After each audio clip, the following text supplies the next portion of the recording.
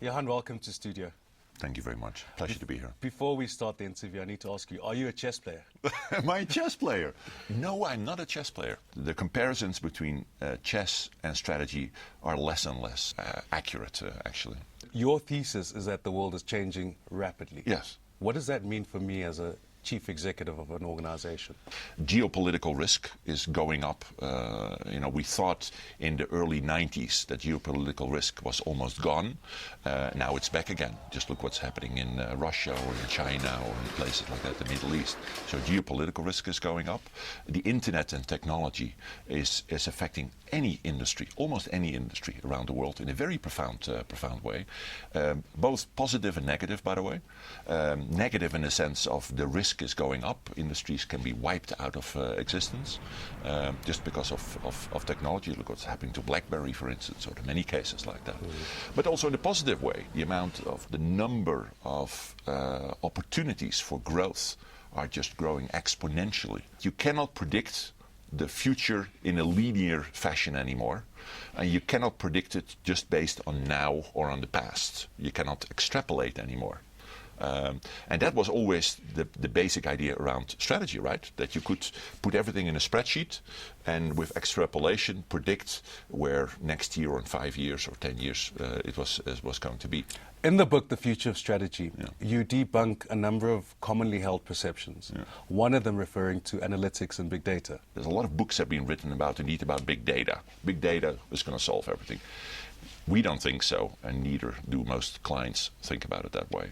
Some people say, leadership should just solve it. We don't need a strategy, we just need a smart leader that will make the right decisions. And a good leader is essential, I couldn't agree more.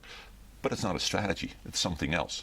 Some people say, just be the lowest cost provider, or just be super lean, or be agile. That's another wonderful word, wonderful fashion word. Just be agile, react to everything, then you'll be okay.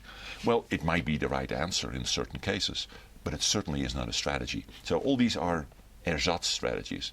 And it's really more a symptom of a problem rather than a solution. In the book, you speak about 3 tenets upon which strategy should be based. Yes. The first being inspiration from the future. Yeah. Now, if we're not extrapolating from today into the future, right, how do we get inspiration from the future? So the 3 principles are, the first one is, instead of extrapolating the current out based on numbers, do exactly the other way around. Look at the future trends, as vague and as emerging as they might be. So it's often not in numbers, it's often concepts, ideas. And try to interpret what that could mean for you, for your industry, and for your clients. So change the perspective. Take, first of all, not the perspective of next year or in 2 years from now, but take a longer-term perspective. Look at the long-term trends of 10 or even 15 years. Very hard to do, by the way, but increasingly companies are beginning to do that. So you take a more futuristic... So you take a more futuristic approach, often very vague and not quantitative at all. You talk to loads of outside sources, even universities or academics or people that have nothing to do with your industry. So you get different sources in on purpose. So get the full holistic view of the world.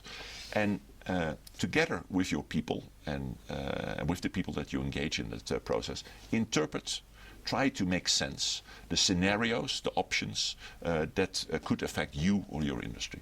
Speaking about having an all-inclusive approach, you speak, your second principle is one of saying the organization itself needs to be inclusive. Yes. Now, does that mean that if I'm a big organization employing tens of thousands of people, each one needs to be at a table and discuss strategy? You cannot discuss a strategy with 10,000 people. It's very hard to do. First of all, let me explain why we have that principle.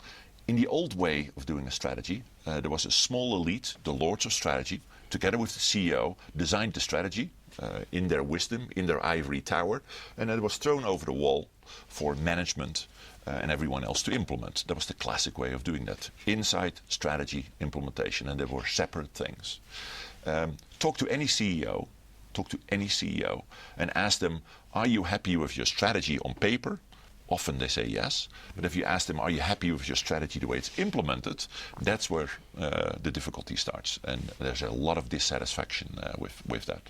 So one of the principles that we have is try as early as possible to involve as much as possible of the organization in your strategy. Why?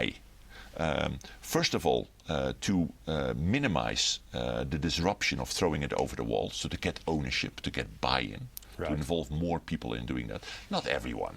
You also get a much more diverse input from that.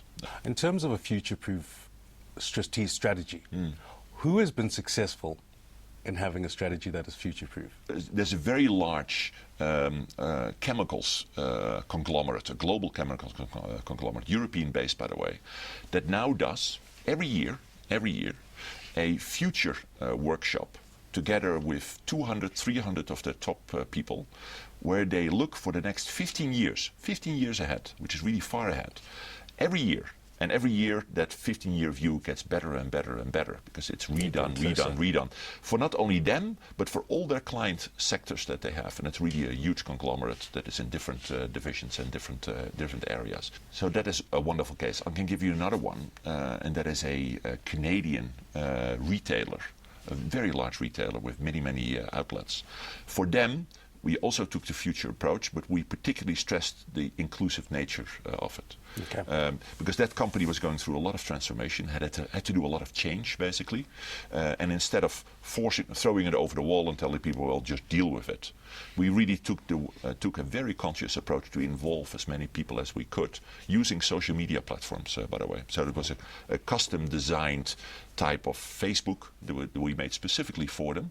And that was really used to work through the strategic choices that they were facing.